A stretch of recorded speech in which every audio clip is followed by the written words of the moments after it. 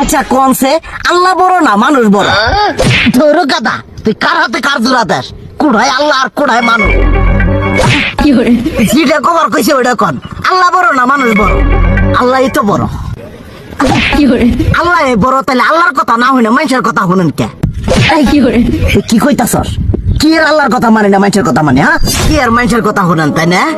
আমনে যে ওই দিনকে ডায়াবেটিসের রোগ নিয়ে যে হাসপাতালে গেলেন, ডাক্তার আপনার কত কিছু খাবার না করলো, সব কিছু না খাই এখন চলতেছেন। তাহলে আল্লাহ যে আপনারে কইছে যে হারাম খাবার না, সুদ খাবার না, কই আপনি তো কাম কাজ বাদ দিয়ে এলাকার মধ্যে টাকা পয়সা না গায়ে খালি ওইলে দিয়েই খান, নিজেরা টিয়াও হালাল ভাবে কামাই করেন না, ওই সুদও তো না করে টিয়া করে লাভ আহে ওইলে দিয়ে দিয়ে চলেন আর পেটা বড় বানাইছেন। শুনেন একটা কথা কই, হারামের কোনোদিন আরাম নাই। হালাল পথে রুজি রোজগার করেন, প্রয়োজনে এরা বেলা কম খায়েন, তাও শরীর পিণ্ডও ভালো থাকবো, কোনো রোগ বেদ হবো না, আরামও পাবেন, আল্লাহও খুশি থাকবো।